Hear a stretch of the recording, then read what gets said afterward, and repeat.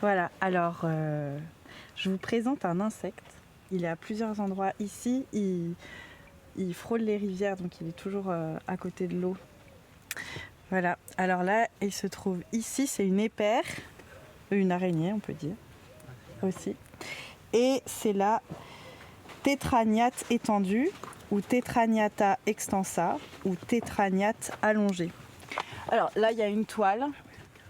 Je pense que c'est peut-être une des plus vieilles de ce côté-là. Et elle est en dessous. Vous pourrez la voir, l'araignée. Alors il y en a plusieurs des tétraniates ici. Donc voilà, en général, celles qui ont leur toile, celles qui dominent ici, voilà. Et pour les mettre en lumière, je vais lire un texte, une introduction sur les épères et sur la fabrication des toiles. Et il me semblait que c'était que ça allait assez avec le début de la fabrication du poi-poi, donc voilà. Ah oui. Et mettons-nous à l'ombre alors, puisqu'il y en a qui n'aiment pas le soleil. Très bonne idée.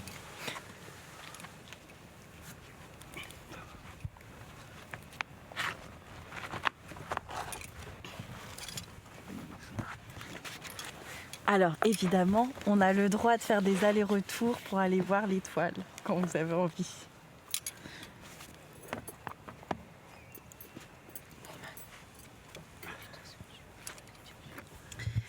Les épères, construction de la toile. Le filet de l'oiseleur est une des ingénieuses scélératesses de l'homme. Au moyen de cordages, piquets et de 4 bâtons, 2 grandes nappes de mailles couleur de terre sont tendues sur le sol, l'une à droite, l'autre à gauche d'une aire dénudée. Une longue corde que manœuvre, au moment opportun, le chasseur blotti dans une hutte de broussailles, les fait mouvoir et brusquement les rabat à la façon de volets qui se ferment.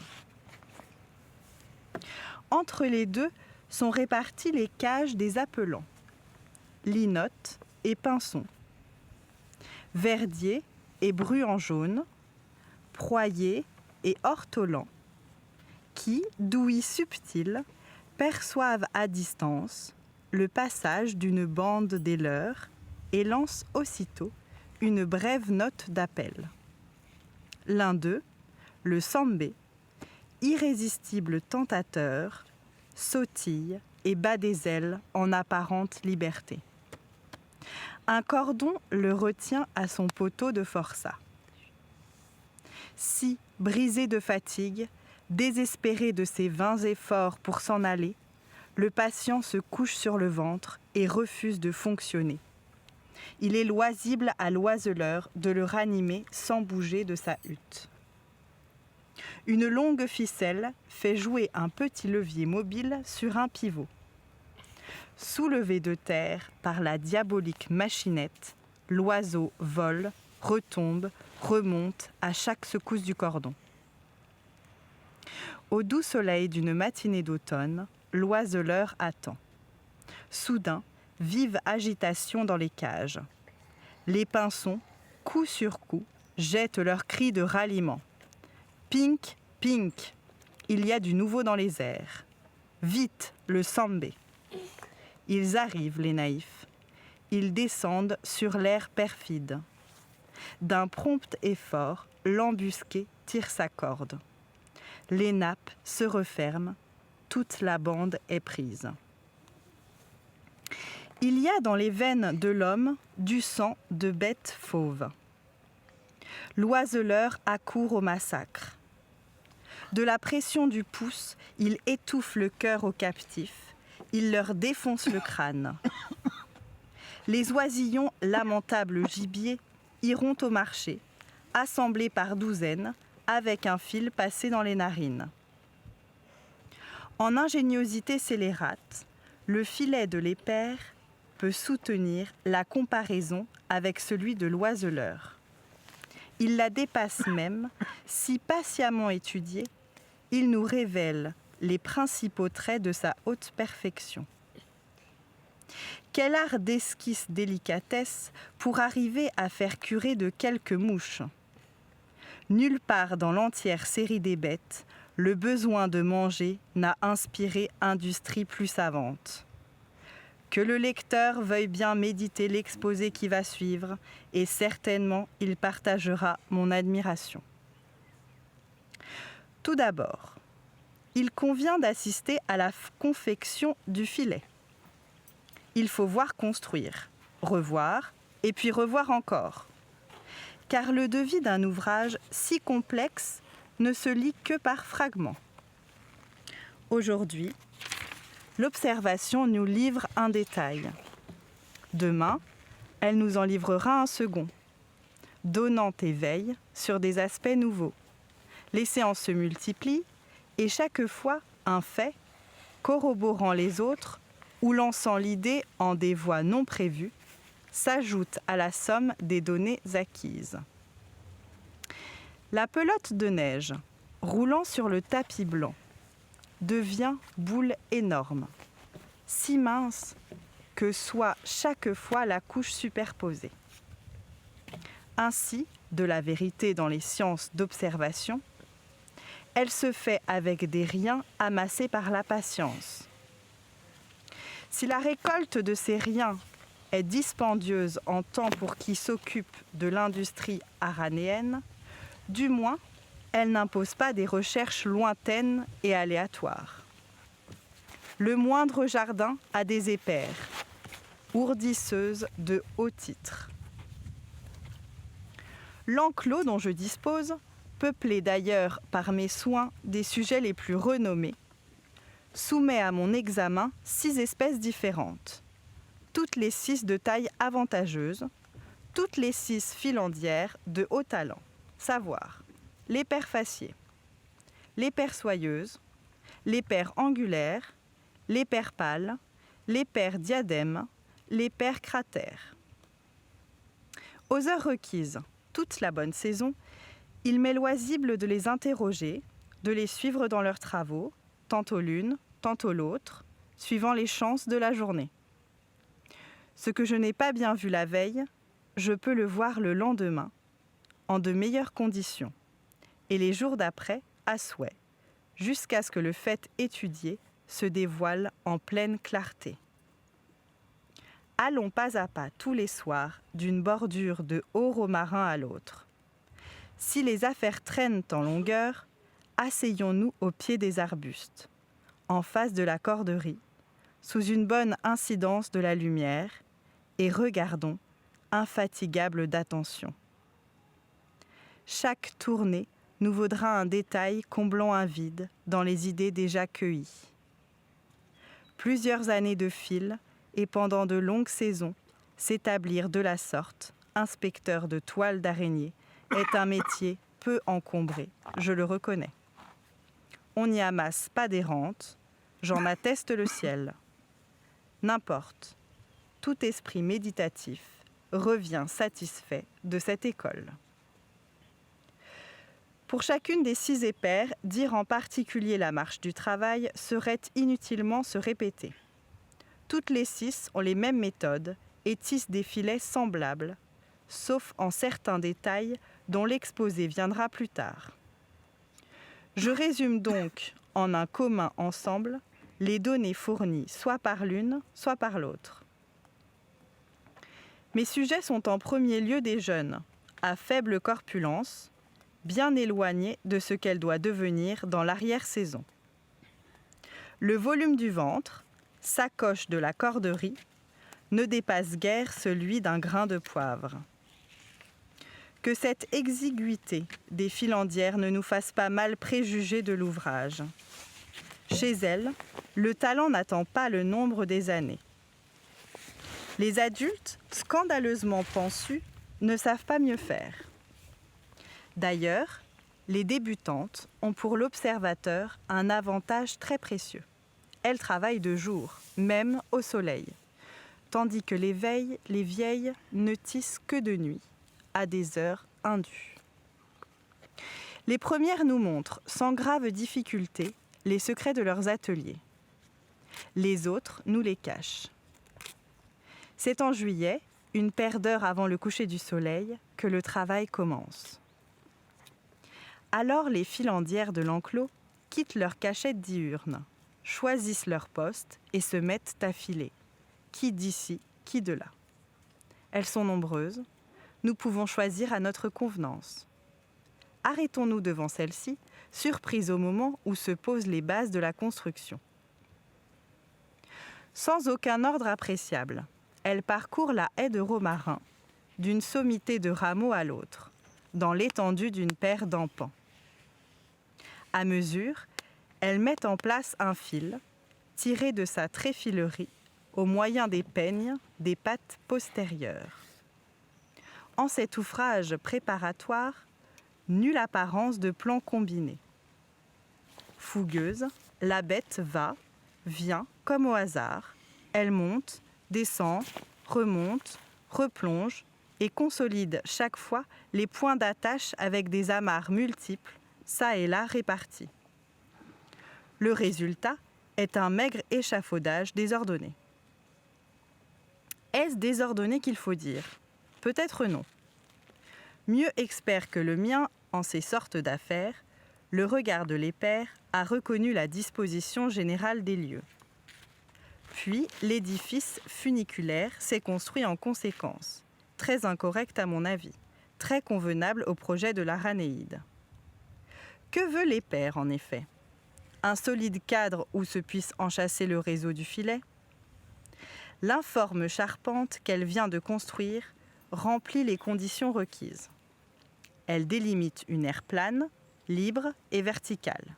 C'est tout ce qu'il faut. L'ouvrage, en son sentier, est d'ailleurs maintenant de brève durée.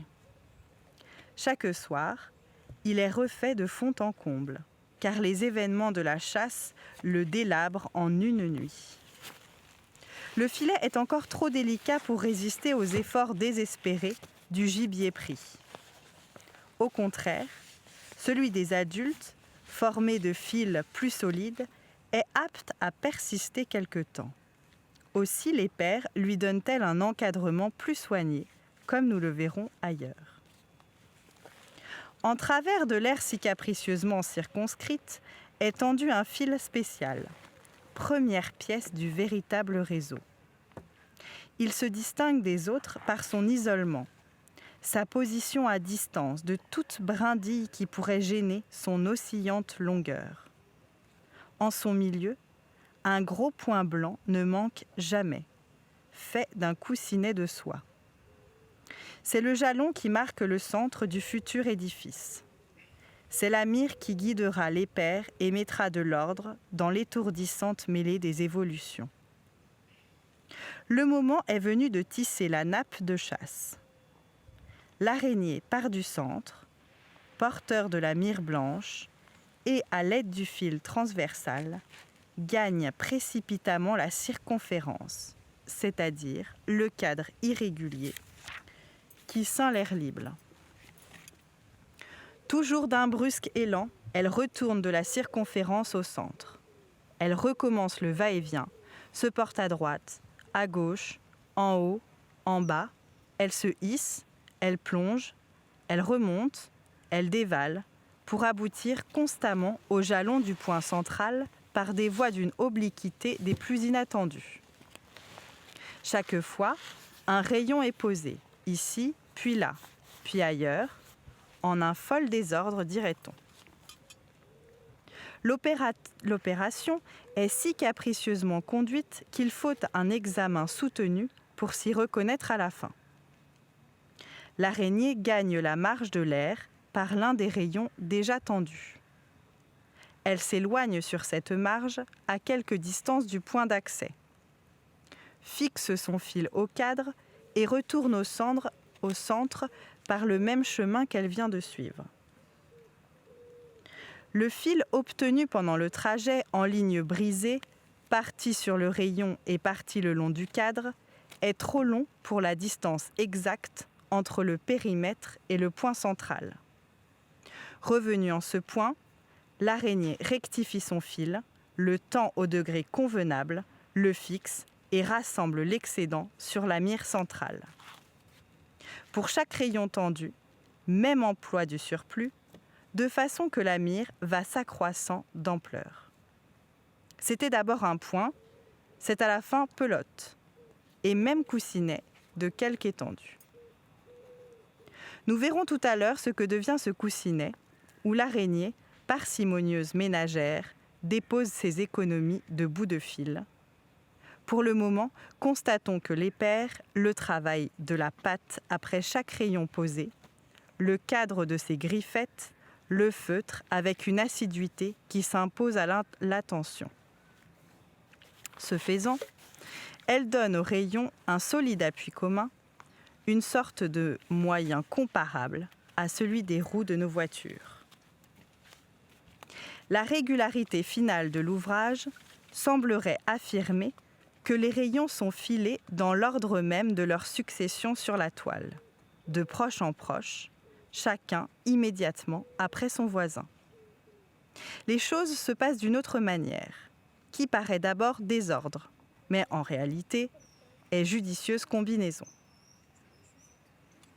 Après avoir tendu quelques rayons dans un sens, les pairs accourent au côté opposé pour en tendre d'autres dans la direction contraire. Ces brusques changements d'orientation sont d'une haute logique. Ils nous montrent à quel point l'araignée est versée dans l'équilibre des cordages.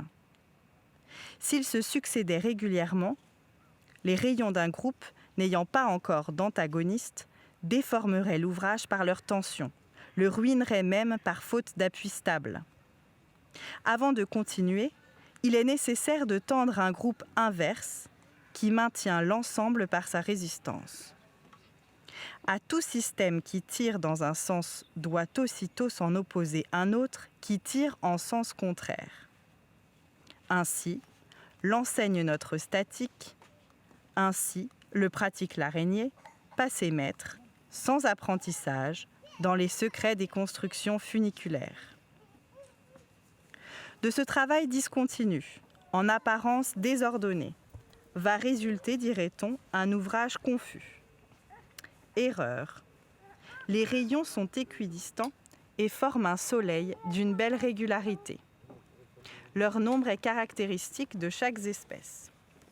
Dans sa toile, l'épaire angulaire en met 21, l'épaire faciée 32, l'épaire soyeuse 42. Sans être absolument fixe, ces nombres varient très peu. Or, qui de nous, d'emblée, sans long tâtonnement, sans instrument de mensuration, se chargerait de partager le cercle en telle multiplicité de secteurs d'égale ouverture? Alourdis de besace et titubant sur des fils que le vent agite, les épairs, sans y prendre garde, pratiquent la délicate division. Elles y parviennent par une méthode que notre géométrie qualifierait d'insensée. Avec le désordre, elles font de l'ordre. N'allons pas leur attribuer cependant plus qu'il ne leur revient. L'égalité des angles n'est qu'approximative. Elle satisfait aux exigences du regard sans pouvoir supporter l'épreuve d'une mensuration rigoureuse. La précision mathématique serait ici superflue. N'importe, on est émerveillé du résultat obtenu. Comme fait l'épaire pour réussir dans son difficultueux problème, si étrangement conduit. Je me le demande encore. La pose des rayons est terminée.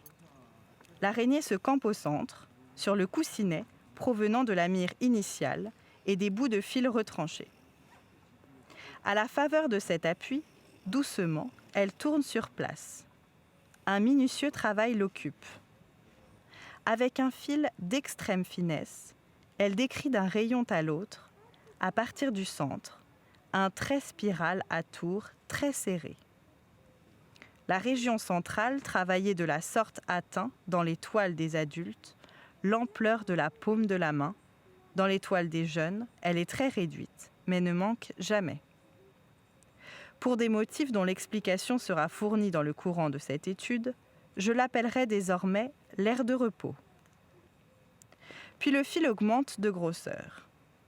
Le premier se voyait à peine, le second est nettement visible. À grands pas obliques, l'araignée se déplace, tourne un petit nombre de fois en s'éloignant de plus en plus du centre, fixe à mesure sa cordelette sur le rayon traversé et aboutit enfin à la marge inférieure du cadre. Elle vient de décrire une spire à tour d'ampleur rapidement croissante. 1 centimètre est la distance moyenne d'un tour à l'autre, même dans les constructions des jeunes. Que ce terme de spire, impliquant l'idée d'une ligne courbe, ne nous égare pas. Toute courbe est bannie de l'ouvrage des épères. Il n'y est fait emploi que de la droite et de ses combinaisons. On a simplement en vue ici une ligne polygonale qui serait inscrite dans une courbe telle que l'entend la géométrie. À cette ligne polygonale, ouvrage temporaire destiné à disparaître à mesure que se file le véritable lac, je donnerai le nom de spirale auxiliaire. Elle a pour objet de fournir des traverses, des échelons d'appui, surtout dans la zone marginale où les rayons, trop distants l'un de l'autre, ne peuvent donner base convenable de sustentation. Elle a pour objet aussi de diriger l'araignée dans le travail d'extrême délicatesse qu'elle va maintenant entreprendre. Mais avant, un dernier soin s'impose. L'aire occupée par les rayons est très irrégulière, déterminée qu'elle est par les appuis de la ramée, indéfiniment variables. Il y a des recoins anguleux qui, longés de trop près, troubleraient l'ordre de la nappe à construire. Il faut à l'épère un espace correct où, par degrés réguliers, elle puisse disposer son fil spiral. En outre, elle ne doit pas laisser de vide où la proie trouverait des issues. Experte en ces matières, l'araignée a bientôt reconnu les recoins qu'il importe de combler. D'un mouvement alternatif dans un sens, puis dans l'autre, elle y pose, sur l'appui des rayons, un fil qui brusquement se coude par 2 fois aux confins latéraux de la région défectueuse et décrit un trait en zigzag ayant quelque analogie avec l'ornement appelé grec. De partout, voici les angulosités garnies de grec de remplissage. Le moment est venu de travailler à l'essentiel, aux lacs captateurs, pour lesquels tout le reste n'est qu'un support. Agrippée d'une part aux rayons, d'autre part aux traverses de la spirale auxiliaire, l'épère fait en sens inverse le trajet qu'elle a fait en posant cette spirale. Elle s'éloignait du centre, maintenant elle s'en approche, et par des circuits plus serrés, plus nombreux. Elle part de la base de la spire auxiliaire, non loin du cadre. Ce qui suit est d'observation pénible, tant les mouvements sont prestes et saccadés. C'est une suite de petits élans brusques, d'oscillations, de courbettes qui déconcertent le regard. Il faut une attention soutenue et des examens répétés pour démêler un peu la marche du travail. Les 2 pattes postérieures, outils de tissage, sont en continuelle activité. Désignons-les d'après leur position sur l'atelier. J'appelle patte intérieure celle qui fait face au centre de l'enroulement lorsque l'animal chemine, et patte extérieure celle qui se trouve en dehors de cet enroulement. Cette dernière tire le cordonnet de la filière et le passe à la patte intérieure, qui, d'un geste gracieux, le dépose sur le rayon traversé. En même temps, la première patte s'informe de la distance, elle harponne le dernier circuit mis en place et amène à portée convenable le point du rayon où le fil doit se souder. Aussitôt le rayon touché, le fil s'y fixe par son propre gluten. Pas de lent procédé, pas de nœud, la soudure se fait d'elle-même. Cependant, à mesure qu'elle tourne par étroits degrés, la filandière se rapproche des traverses auxiliaires qui viennent de lui servir d'appui. Quand, enfin, elles sont trop près, ces traverses doivent disparaître. Elles gêneraient la régularité de l'ouvrage. L'araignée harponne donc, pour soutien, les échelons d'un rang supérieur. Elle cueille, un à mesure qu'elle chemine, ceux qui ne lui servent plus. Elle les rassemble en une subtile pelote au point d'attache sur le rayon suivant. De là résulte une série d'atomes soyeux jalonnant le trajet de la spire disparue. Il faut une incidence favorable de la lumière pour distinguer ces points. Seul reste du fil auxiliaire ruiné. On les prendrait pour des granules de poussière si leur distribution, d'une impeccable régularité, ne faisait songer à la spirale disparue. Ils persistent, toujours reconnaissables, jusqu'au délabrement final du réseau. Et sans arrêt aucun, l'araignée vire encore, vire toujours, se rapprochant du centre et répétant la soudure de son fil sur chaque rayon traversé. Une bonne demi-heure, 1 heure même chez les adultes, se dépense en circuit de spirale, au nombre d'une 50aine pour la toile de l'éper soyeuse, d'une 30aine pour celle de l'éper facié et de l'éper angulaire. Enfin, à quelque distance du centre, sur les confins de ce que j'ai appelé l'aire de repos, l'araignée termine sa spirale de façon brusque, alors que l'espace suffirait encore pour un certain nombre de tours. Nous verrons tout à l'heure le motif de cet arrêt soudain. Alors, à la précipiter, l'éper, n'importe laquelle, jeune ou vieille, se jette sur le coussinet central, l'extirpe et le roule en une pelote que je m'attendais à voir rejetée. Pas du tout. L'économie ne lui permet pas cette prodigalité. Elle mange le coussinet, d'abord jalon initial, puis amas de bouts de fil. Elle remet en fusion dans le creuset digestif ce qui doit rentrer sans doute dans le trésor de la soie. La bouchée est coriace, d'élaboration stomacale pénible. Mais enfin, c'est précieux et ne doit pas se perdre. Cette déglutition termine le travail. Tout aussitôt, l'éper s'installe à son poste de chasse, au centre de la toile, la tête en bas. La manufacture que nous venons de voir fonctionner suscite une réflexion. Nous naissons droitiers. Par une dissymétrie dont l'explication n'est pas encore venue, nous avons la moitié droite plus vigoureuse, plus habile en mouvement que la moitié gauche. Inégalité manifeste surtout dans les deux mains. Avec les termes dextérité, adroit, adresse, qui font allusion à la main droite, le langage traduit cette suprématie du côté favorisé. L'animal, à son tour, est-il droitier, gaucher ou bien indifférent ? L'occasion s'est déjà présentée d'établir que le grillon, le dectique et tant d'autres raclent de leur archet situé sur l'élytre droit, l'appareil sonore situé sur l'élytre gauche. Ils sont droitiers. Pour une pirouette non préméditée, nous tournons sur l'appui du talon droit. Autour du pivot du côté droit, plus robuste, évolue le côté gauche, plus faible.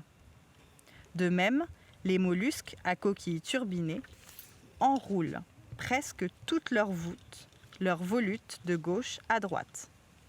Parmi les nombreuses espèces, tant de la faune aquatique que de la faune terrestre, quelques-unes à peine font exception et virent de droite à gauche. Il ne serait pas sans intérêt de démêler un peu comment se partage en droitier et gaucher la série animale à structure binaire. La dissymétrie, source de contraste, serait-elle une règle générale ? Y a-t-il des neutres doués des deux côtés d'une égale adresse, d'une égale énergie ? Oui, il y en a, et de ce nombre est l'éper. Par une prérogative bien enviable, elle a le côté gauche moins habile que le côté droit. Elle est ambidextre, comme en témoignent les observations que voici. Pour la pose de son fil captateur, tout éper tourne indifféremment dans un sens ou dans l'autre. Une surveillance assidue le démontre. Des motifs dont le secret nous échappe déterminent le sens adopté. Une fois telle ou telle direction prise, la filandière n'en change plus.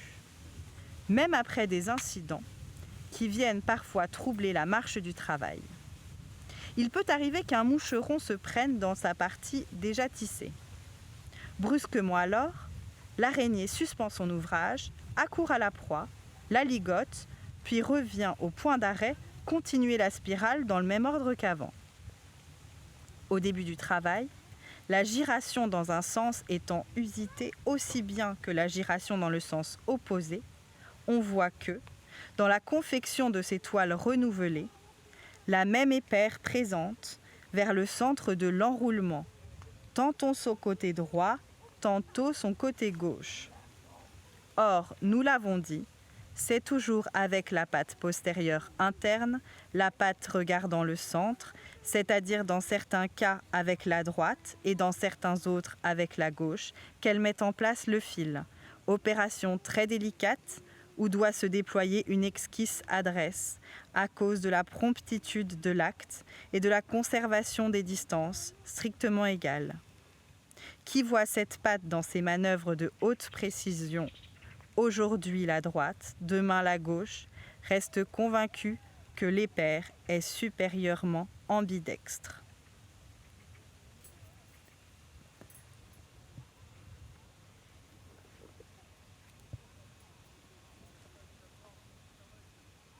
Jean-Henri Fabre dans Souvenirs entomologiques, études sur l'instinct et les mœurs des insectes.